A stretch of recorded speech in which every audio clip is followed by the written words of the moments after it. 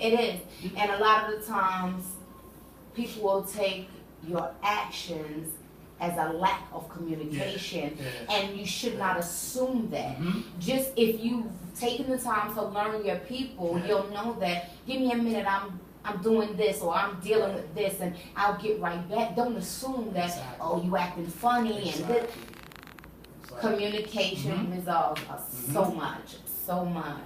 And also, with this game that we in, you gotta learn how to take criticism, man. Like, it's not a bad thing. You know what I mean? It's not a bad thing, man. It could be something where you're great at what you're doing, but just the way you came in the club and went through security is the problem. You know what I mean? Like, it's little things that play a big part on why people don't get booked like they should get booked. So the language, let me ask you, in respect, the language that you talk to a certain team member that you have to get a little more stern with, like, for instance, if you're sending them to a function where it has the education involved, the colleges, the Black Caucus, and things of that nature. Okay, you know you can't drink, you know you can't do what you usually normally would do, but you do it anyway, and you hurt the brand. You know what I mean? Listen, man, I just came from a wedding from the Hamptons last week. Wow. Right? Congrats. Get up there, wedding starts at 3 o'clock. I pull up at 2:50, changing in the car. Fam is not dressed right. You gotta stay in the car.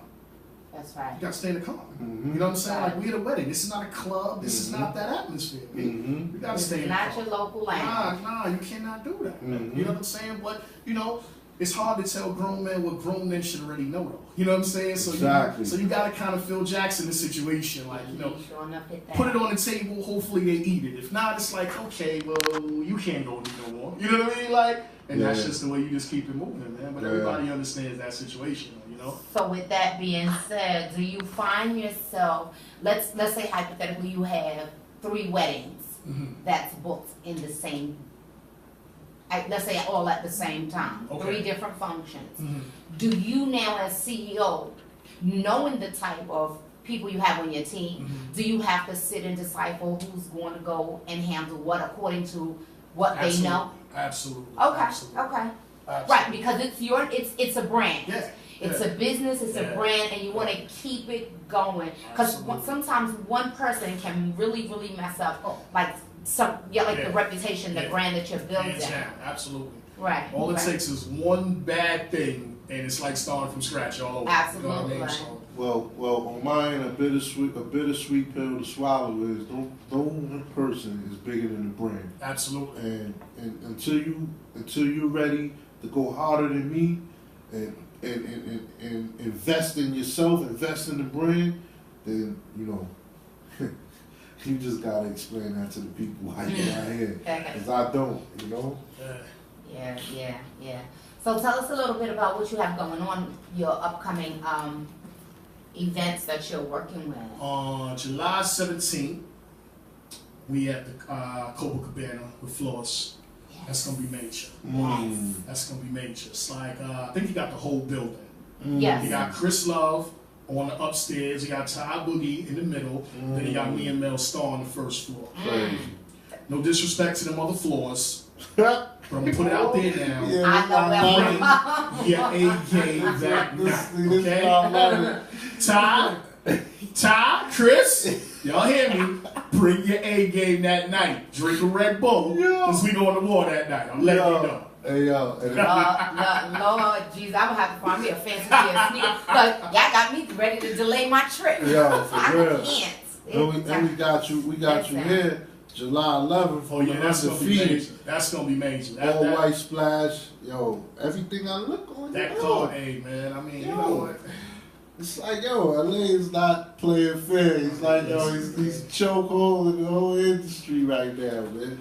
I'm in front of OZ, and we just having a good time. A couple DJs is out there. You know, dominantly, it's like four fourth quarter boy DJs out there. We don't gotta shout no names out. Yeah. And we all having a friendly dispute back and forth about the game. And at the end of the day, man, like I said, everything comes back to the Capitan. Like, LA, LA, whether it's good or bad, LA name is in the crossfire, and he don't even know. He over here, two shades. I go see him, and he's killing him, sweating, and he across the street in a whole big dispute, man. You know, it's crazy, man. I definitely take my hat off to you, man, in that respect, you know. There's a lot of birthdays on here. This is my first time really paying attention to it. Yeah, that's almost sold out though, right? It's sold out, man. Oh man, get your cameras. It just dropped me off a stack of more tickets. That's why we just took downstairs. Oh man. Okay, say no more. That's it. Then. And they got upstairs and downstairs. Ooh. Upstairs and down. It's over 60 birthdays. Nice. I see a couple of my people on here celebrating birthdays. That's a good look. So we're definitely in the building. Okay.